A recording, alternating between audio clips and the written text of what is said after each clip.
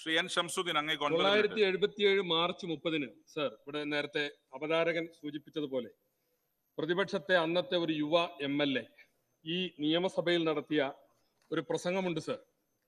തനിക്ക് അടിയന്തരാവസ്ഥക്കാലത്ത് പോലീസിൽ നിന്ന് ഏൽക്കേണ്ടി വന്ന പീഡനങ്ങളെ സംബന്ധിച്ച്, അദ്ദേഹത്തിന് ഏൽക്കേണ്ടി വന്ന മർദ്ദനങ്ങളെ കുറിച്ചെല്ലാം പറഞ്ഞുകൊണ്ട് അദ്ദേഹം നടത്തിയ പ്രസംഗത്തിന്റെ കോപ്പിയാണ് സർ എന്റെ കയ്യിലുള്ളത്. ആ പ്രസംഗത്തിന്റെ അവസാനത്തിൽ അദ്ദേഹം അന്നത്തെ ആഭ്യന്തരമന്ത്രിയായിരുന്ന ലീഡർ കെ കരുണാകരനോട് ചോദിക്കുന്ന ഒരു ചോദ്യമുണ്ട്. കേരളത്തിലെ പോലീസിനെ ഇനിയും ഇങ്ങനെ കയറൂരി വിടാനാണോ നിങ്ങളുടെ തീരുമാനം എന്ന് അന്നത്തെ ആ യുവ MLA ചോദിക്കുന്നുണ്ട്. ആ യുവ MLA ഇന്ന് നമ്മുടെ ആഭ്യന്തരമന്ത്രിയുടെ കസേരയിൽ, മുഖ്യമന്ത്രിയുടെ കസേരയിൽ ഇരിക്കുമ്പോ 48 വർഷത്തിന് ശേഷം ഇവിടെ നിന്ന് ഒരു പ്രതിപക്ഷ MLA അദ്ദേഹത്തോട് ചോദിക്കുകയാണ്, കേരളത്തിലെ പോലീസിനെ ഈ വിധം കയറൂരി വിടാനാണോ അങ്ങയുടെ ഭാവം എന്ന് ചോദിക്കാൻ ഞങ്ങൾ ആഗ്രഹിക്കാൻ സർ. കാരണം ഇവിടെ എനിക്ക് മുമ്പ് സംസാരിച്ചവർ ഒക്കെ പറഞ്ഞ വളരെ പൈശാചികമായ ക്രൂരമായ ലോക്കപ്പ് മർദ്ദനങ്ങൾ, പോലീസിന്റെ അതിക്രമങ്ങൾ, ഇതൊക്കെ പറയുമ്പോൾ അപ്പുറത്തുള്ള ആളുകൾ സംഗതി വളരെ ഖേദമുണ്ട് സർ, സങ്കടമുണ്ട് സർ. ഇവിടെ എന്ത് വിഷയങ്ങളും ഈ കാലത്ത് നടക്കുന്നത് ചൂണ്ടിക്കാണിച്ച അപ്പോ കഴിഞ്ഞ കാലങ്ങളിൽ UDF ഭരിച്ചപ്പോ അങ്ങനെ ഉണ്ടായില്ലേ, ഇങ്ങനെ ഉണ്ടായില്ലേ, 40 കൊല്ലം മുമ്പ് ഉണ്ടായില്ലേ? ഇതാണോ ചോദ്യം? അതല്ല. ഇവിടെ ഒരു അടിയന്തര പ്രമേയം അവതരിപ്പിക്കുന്നതിന്റെ നിയമസഭയുടെ അതിന്റെ താല്പര്യം എന്താണ്?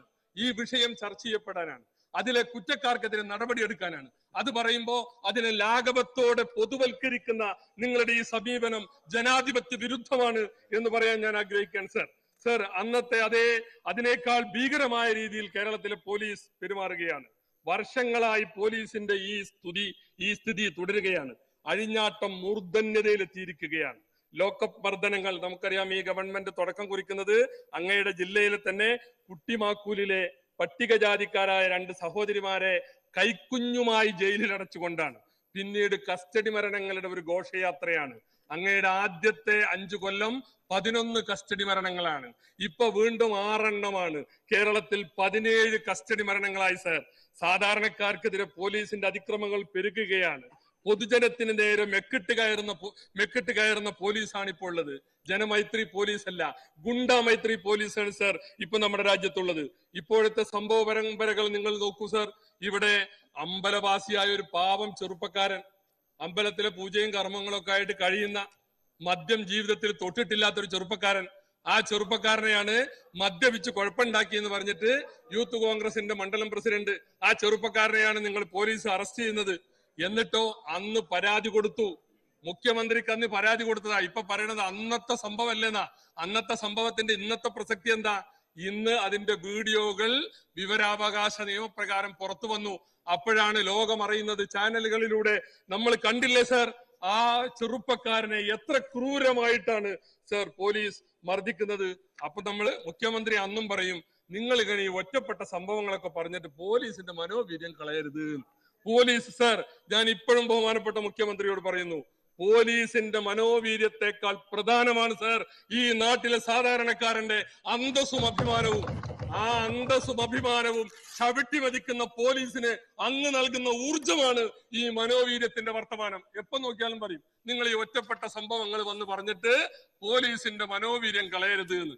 ഇന്നലെ LDF യോഗത്തിൽ 40 മിനിറ്റ് നേരം ബഹുമാനപ്പെട്ട മുഖ്യമന്ത്രി പ്രസംഗിച്ചതാണ് അത്ര ഒറ്റപ്പെട്ട സംഭവങ്ങളാണെന്ന്. ഒരുപാട് ഒറ്റപ്പെട്ട സംഭവങ്ങൾ ചേർന്നാലാണ് ഒരുപാട് വലിയ സംഭവങ്ങളായിട്ട് മാറുക. എല്ലാം ഒറ്റപ്പെട്ട സംഭവങ്ങളാണ് സർ.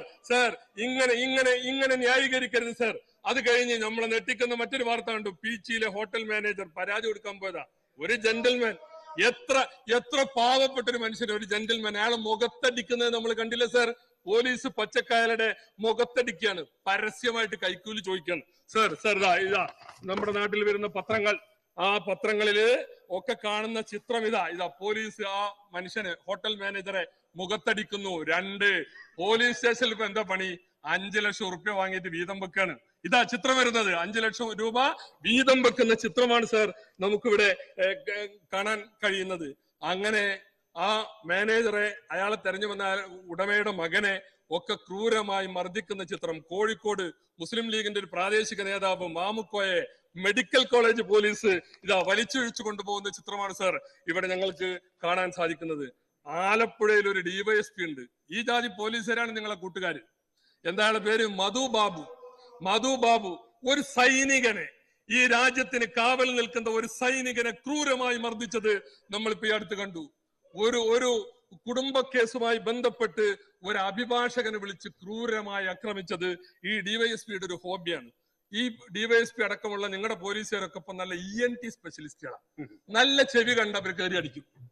എല്ലാവരും ENT സ്പെഷ്യലിസ്റ്റുകളാണ്. മുമ്പൊരു സിനിമയിലുണ്ട്, അവിടെ സിനിമയുടെ കഥ പറഞ്ഞ മാതിരി മുമ്പൊരു സിനിമയിൽ മാന്യമായി തുണി എടുത്തത് കണ്ടാൽ ദിലീപ് അത് വലിച്ചൂരി ഓടുന്ന ഒരു ഇതുണ്ട്. അപ്പൊ ദിലീപിന്റെ മുമ്പിൽ തുണി എടുത്തു പോകാൻ ആളുകൾക്ക് ഒരു പ്രയാസമാണ് അതിലെ ആ കഥാപാത്രത്തിൽ. എന്നതുപോലെയാണ് ചെവിയുമായി പോലീസ് സ്റ്റേഷനിൽ പോകാൻ പറ്റാത്ത സ്ഥിതിയാണ്. ചെവി അടിച്ചു പൊട്ടിക്കുന്ന ENT സ്പെഷ്യലിസ്റ്റുകളാണ്. ഈ സംഭവങ്ങളിലൊക്കെ നമുക്ക് അത് കാണാൻ കഴിയും സാർ. വടക്കാഞ്ചേരിയിലെ പോലീസ് KSUക്കാരെ കൊണ്ടുപോയത് എമ്മാതിരി കൊണ്ടുപോല.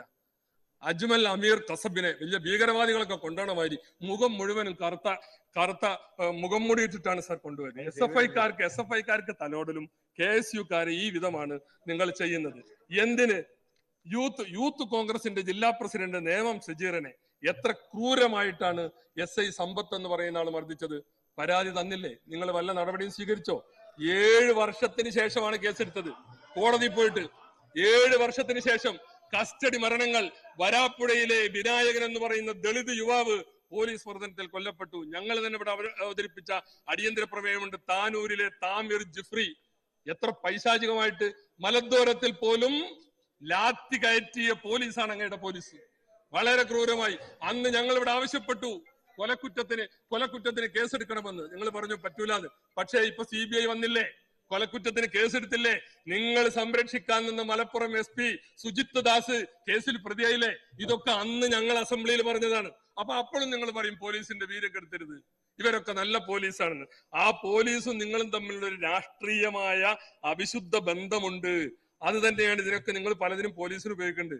സ്വപ്ന സുരേഷ് വെളിപ്പെടുത്താൻ പോകാന്ന് പറഞ്ഞപ്പോ മധ്യസ്ഥം പറയാൻ പോയത് ആരാ? കേരളത്തിലെ ഉന്നതനായ ഒരു പോലീസാണ്. അപ്പൊ പോലീസിനെ കൊണ്ട് നിങ്ങൾ ഈ ജാതി പണിയെടുപ്പിക്കുമ്പോ പോലീസ് കാണിക്കുന്ന തോന്നിയാസങ്ങൾക്ക് അംഗീകരിക്കേണ്ടി വരും. അത് കഴിഞ്ഞിട്ട് പിന്നെ നമ്മൾ കണ്ടു ADGP അജിത് കുമാറിന്റെ ഇടപെടലുകൾ. RSSന്റെ നേതാവ് ദത്താത്രേയ ഹൊസ്ബിളയുമായി സംസാരിച്ചത്, റാം മാധവുമായി സംസാരിച്ചത്, പൂരം കലക്കിയത്. ഇതിലൊക്കെ അജിത് കുമാറിന്റെ പങ്ക് എന്താണെന്ന് എല്ലാവർക്കും അറിയാം. ആർക്കു വേണ്ടി അജിത് കുമാർ ഇത് ആർക്കു വേണ്ടിയാ ചെയ്തത് സർ? അതുപോലെ തന്നെ അങ്ങനെയുള്ള ഒട്ടനവധി സംഗതികൾ. ഇപ്പോ CPIയുടെ നേതാവ് ശ്രീ ചന്ദ്രശേഖരൻ ഇവിടെ പ്രസംഗിച്ചു. പോലീസൊക്കെ വളരെ ഭദ്രമാണെന്ന്. അദ്ദേഹത്തിന്റെ സമ്മേളനത്തോട് നീതി പുലർത്തണമായിരുന്നു. CPIയുടെ സംസ്ഥാന സമ്മേളനം കഴിഞ്ഞു. ഏറ്റവും കൂടുതൽ വിമർശിക്കപ്പെട്ടത് പോലീസാണ്. അവിടെ നിന്നും കടന്ന് ഞങ്ങൾ പത്രത്തിൽ വായിച്ചതാണ്. ഞങ്ങൾ അതിനകത്ത് വന്നിട്ട് രഹസ്യവർക്കൊന്നും നടത്തിയിട്ടില്ല. ഞങ്ങൾ അവിടുന്ന് കേട്ടതാണ്. മുഖ്യമന്ത്രിക്കെതിരെയാണ് ഏറ്റവും രൂക്ഷമായ വിമർശനം. നിങ്ങൾ CPIക്കാർ ഈ ഗവൺമെന്റിലെ അടിയാളന്മാരാണെന്ന് വരെ നിങ്ങളുടെ പ്രതിനിധികൾ ആ സമ്മേളനത്തിൽ പറഞ്ഞു. എന്താ ഈ ജാതി പണിയല്ലേ? സമ്മേളനത്തിന്റെ വികാരം ഒന്ന്, ഇവിടെ വന്നിട്ട് പ്രസംഗിക്കുന്നത് മറ്റൊരു രീതിയിൽ. സർ, ഞാൻ അവസാനിപ്പിക്കുകയാണ്. സർ, ഇങ്ങനെ പോലീസിനെ കയറൂരി വിട്ട് വലിയ അതിക്രമങ്ങളാണ് ഈ നാട്ടിൽ നടക്കുന്നത്. ഇന്ന് തുടക്കത്തിൽ തന്നെ ആ അതിക്രമം പുറത്തു കൊണ്ടുവന്ന മാധ്യമങ്ങൾക്കെതിരെ മുഖ്യമന്ത്രി നടത്തിയ ഒരു വർത്തമാനമുണ്ട്. മാധ്യമങ്ങളൊക്കെ വല്ലാണ്ടത് പർവ്വതീകരിക്കുന്നുണ്ടല്ലോ, അപ്പൊ ഒന്ന് ചർച്ച ചെയ്തോട്ടെ എന്ന്. മാധ്യമങ്ങൾ അവരുടെ ധർമ്മമാണ് നിർവഹിക്കുന്നത് സർ. അതുകൊണ്ട് ഇവിടെ അവതരിപ്പിച്ച ഈ അടിയന്തര പ്രമേയത്തെ ഞാൻ അനുകൂലിക്കുകയാണ് സർ. Doctor N. ജയരാജ്, അങ്ങേക്ക് 3 മിനിറ്റ്.